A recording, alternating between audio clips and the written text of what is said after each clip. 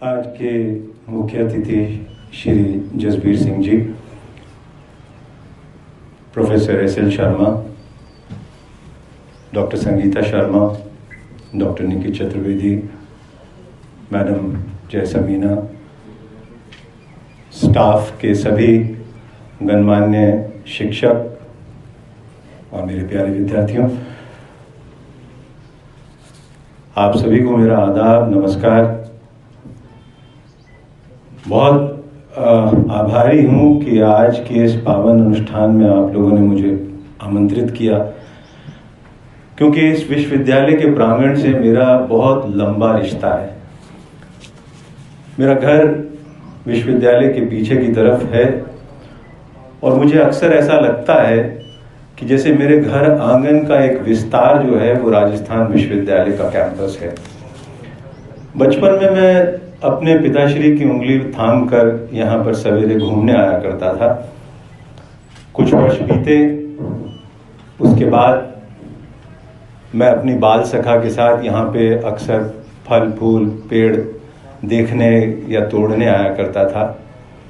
कुछ और वर्ष बीते, वही बाल सखा जो आज मेरी जीवन संगिनी है, उनके साथ मैं इस विश्वविद्यालय के प्रांगण में एक विद्यार्थी रहा। और ये मेरी खुशनसीबी रही कि मैंने 5 अनमोल साल इस विश्वविद्यालय में ही काटे, क्योंकि हमारे ज़माने में ऑनर्स की कक्षाएं भी विश्वविद्यालय में लगती थी। इसी डिपार्टमेंट के नीचे अंग्रेज़ी विभाग का मैं छात्र था और मैंने बहुत से खेल आदि में विश्वविद्यालय को रिप्रेजेंट किया। तो हमेशा से विश्वविद्यालय एक तरीके से मेरे खून में, मेरी हस्ती में रचा बसा सा है। और बाद के वर्षों में मैं कई बार श्रोता के रूप में, वक्ता के रूप में यहाँ पे सेमिनार्स, कॉन्फ्रेंसेस, वर्कशॉप्स में आया, तो हमेशा अपनापन लगा। लेकिन अपने इस लंबे अनुभव के आधार पे मैं आपको एक बात कह सकता हूँ कि आपने राजनीतिक चर्चाएं इस विश्वविद्यालय के प्रांगण में सुनी होंगी, देखी होंगी। आपने दार्शनिक कई सेमिनार सुने होंगे। आपने खेल और कला और मनोरंजन के बहुत से आयोजन में भाग लिया होगा। लेकिन इतना पवित्र, इतना पावन अनुष्ठान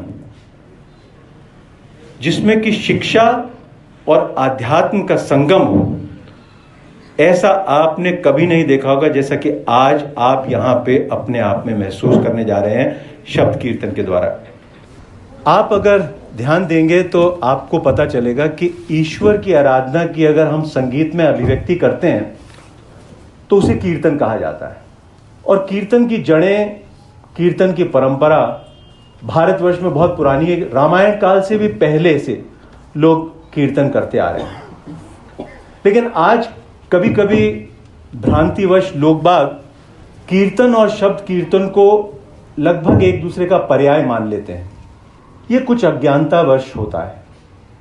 सच्चाई ये है कि कीर्तन करने का आधिपत्य, कीर्तन करने का अधिकार सिर्फ कुछ उच्च कुल के ब्राह्मणों और पंडितों के पास हुआ करता था।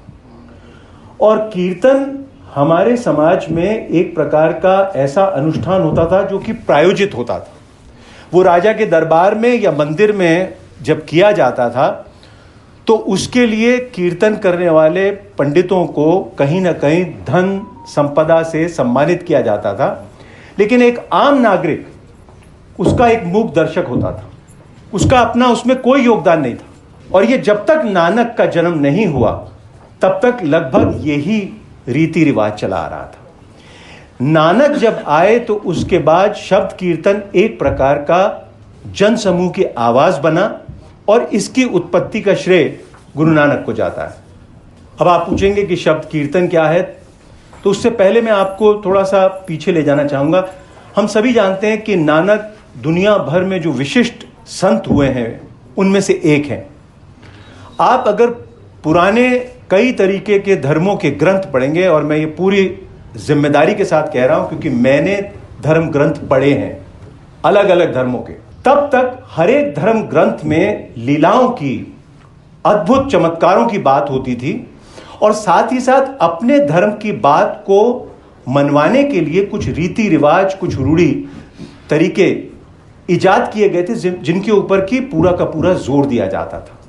लेकिन नानक दुनिया के पहले ऐसे संत हुए जिन्होंने की इंसानियत की बात की। नानक ने, आपने यहां पे ये लिखा है, यहां कहीं ऐसी जगह मैंने पढ़ा था, राष्ट्रवाद की बात की।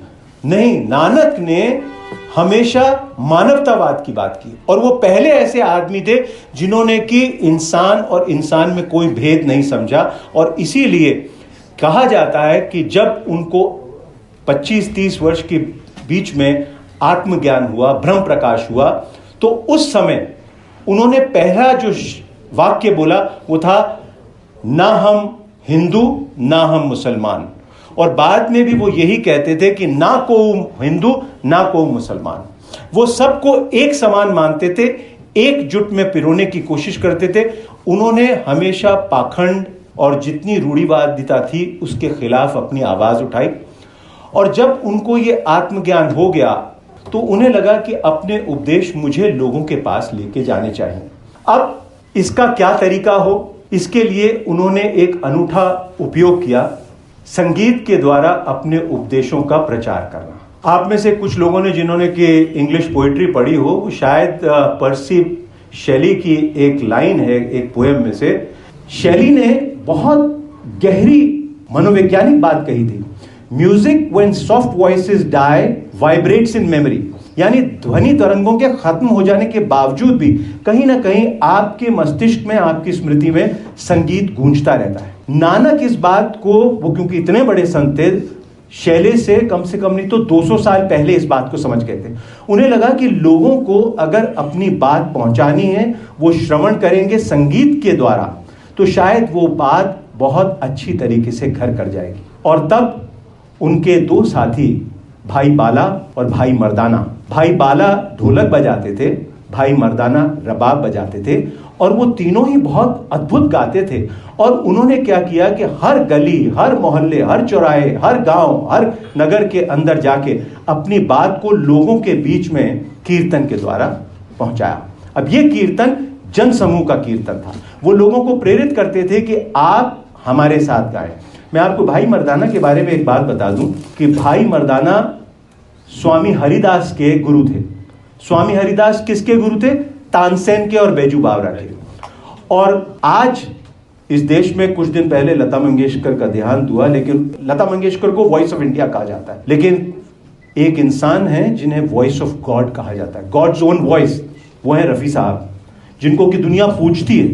सारी दुनिया में, विश्व में कहते हैं हर साल 25,000 से ज्यादा कार्यक्रम रफी साहब की स्मृति में आयोजित होते हैं, और आज उनको गए हुए 42 साल हो गए। भाई मर्दाना के वंशज के गायक रफी साहब थे, और इसीलिए रफी साहब की आवाज में जो पाकीज़गी थी कि दुनिया के किसी गायक में इस तरीके की आकर्षण भाव में नहीं है।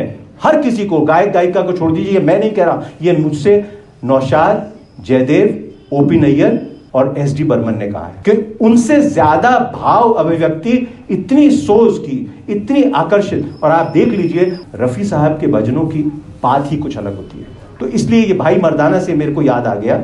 उनको लगा कि क्योंकि संगीत में एक आकर्षण होता है, संगीत जब श्रवण करते हैं, आपको और हमको सबको प्रेम गीत क्यों याद है? क्योंकि कहीं ना कहीं हम श्रवण करते हैं, अपने किसी भाव से उसको जोड़ते हैं, और वो मन मस्तिष्क में, आत्मा में धीरे धीरे उतर जाता है। और यही काम नानक ने बहुत खूबसूरती के साथ किया। अब ये एक जन क्रांति थी जिसके बारे में कि इतिहासकार कभी बात नहीं करते, लेकिन इसके कारण उन्होंने कई तरीके के वर्ण, जाति, समुदाय के भेद को तोड़ा, क्योंकि वो लोगों के बीच में गए और वहां जाके उन्होंने बैठ के ये प्रयोग किया। ये एक यूनिक एक्सपेरिमेंट था। और इसके साथ साथ उन्होंने क्या किया कि लोगों को अपने साथ जोड़ने के लिए उन्होंने एक अपने उपदेश में, उनके उपदेश की 4 बहुत बड़ी बातें होती थी: work, worship, service and sharing. Nanak अपने उपदेशों में, और ये गुरु ग्रंथ साहब की सारी वाणियों में आपको मैं बता दूं, कहीं कोई लीला की बात नहीं है, कहीं कोई जादू या चमत्कार की बात नहीं है, सिर्फ जीवन यापन करने के तरीके आपको उपदेश के तौर पे बताए गए हैं, जिन्हें हम वाणियां कहते हैं, और उन्हीं वाणियों को हम बड़े आसानी के साथ शब्द या नाम कहते हैं। तो नानक कहते थे कि आप जीवन यापन करें। उस जीवन यापन करने का एक तरीका है कि आप ईमानदारी से काम करें। आप जीवन यापन के लिए जो कुछ भी अर्जित करें उसे मिल बांट कर आपस में इस्तेमाल करें। और ये शेयरिंग हुआ। और जितनी हो सके अपने आसपास के मानवता के लिए, अपने सोसाइटी के लिए, अपने समाज के लिए सेवा करें। इसके साथ साथ उन्होंने कभी गृहस्थ आश्रम को छोड़ने की बात नहीं कही, कभी किसी तरीके से जंगल में भागने की बात नहीं कही, उन्होंने कभी स्त्री को बुरा नहीं कहा। दुनिया के तमाम धर्म के ग्रंथ बड़े बड़े जो हैं उनके अंदर कहीं ना कहीं लोगों ने स्त्री को पाप का भागीदार या पाप का मार्ग बताया, जो कि बहुत गलत बात है। नानक ने स्त्री को पुरुष की जीवन संगिनी या अर्धांगिनी माना और उन्होंने पूरी इज्जत दी उनको। और उनका कहना था कि आप अपने गृहस्थ आश्रम में रह के अगर लगातार प्रभु का स्मरण करेंगे, जिसको वो कहते हैं सिमरन, नाम का सिमरन, शब्द का सिमरन एक ही बात है। गुरु ग्रंथ साहिब में परमात्मा को कई तरीके से पुकारा गया है, कई तरीके से संबोधित किया गया है। उनको अल्लाह भी कहा गया है, उन्हें ईश्वर भी कहा गया है, श्याम, गोपाल, कृष्ण, राम, रहीम, कई तरीके से उद्बोधन किया गया है। लेकिन सबसे सरल यह है नाम या शब्द। और इसको करने के लिए उन्होंने एक दूसरी क्रांति रची और वो थी लंगर की। वो लोगों के बीच में लोगों को प्रेरित करते थे कि आप जो कुछ खाते हैं, जो कुछ बनाते हैं, वही मैं खाऊंगा, वही मैं आपके साथ बनाऊंगा। तो वो लोगों के लिए खाना भी बनाते थे। जिस जगह भी वो गए, नानक ने 20-22 वर्ष तक देशाटन किया। वो तलवंडी से होते हुए, लाहौर होते हुए प्रयाग गए, पटना गए, बनारस गए, आसाम गए, आसाम से नीचे होते हुए उन्होंने पूरे दक्षिण भारत का दौरा किया।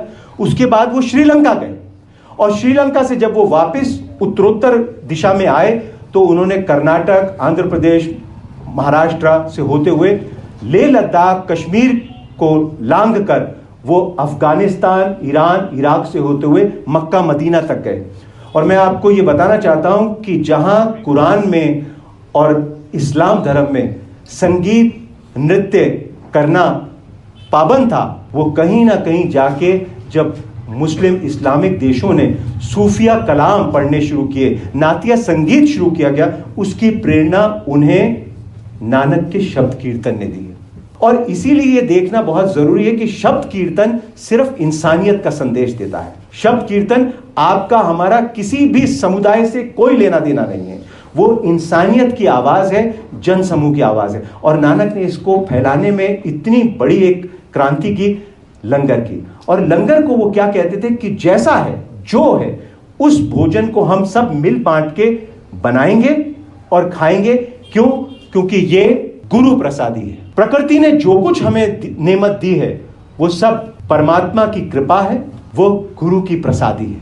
और इसीलिए आप देखिए कि गुरुद्वारे में जब शब्द कीर्तन खत्म होता है तो हमेशा आपको प्रसाद बांटा जाता है। ये वही परंपरा है। एक बात और कहना चाहूंगा कि हर गुरु ने जो शब्द की रचना की, उसकी एक राग निबद्ध की। वो राग कौन सी होगी, कब गाई जाएगी, ये बाकायदा उसके भाव के अनुरूप उन्होंने बताया। यानी वो इतने ज्ञानी थे कि न केवल वो एक मानवता को संदेश दे रहे थे, लेकिन साथ के साथ वो जानते थे कि इसका श्रवण अगर संगीत के द्वारा होगा तो कैसी राग रागिनी इसके साथ चलनी चाहिए, इसका क्या ताल और टेम्पो होना चाहिए, जिससे कि लोगों से इसको ग्रहण करने में बहुत आसानी हो। तो कहीं ना कहीं आज जो आप कीर्तन देखते हैं, कीर्तन में आज भी लीलाएं गाई जाती हैं, चमत्कारों के बारे में बताया जाता है, प्रभु के गुणगान किए जाते हैं। लेकिन आज अगर कीर्तन जनमानस में कहीं ना कहीं आया है, फैला है, कहीं ना कहीं लोग खुद कीर्तन करने लगे हैं, तो इसका बहुत बड़ा श्रेय नानक के शब्द कीर्तन को जाता है। समय की एक पाबंदी है, तो मैं अपनी बात को विराम देते हुए बस इतना कहना चाहता हूं कि पुनः आप सभी का बहुत बहुत आभार। आप लोगों ने मुझे यहाँ बुलाया और इसका अनुष्ठान का भागीदारी होने का मौका दिया।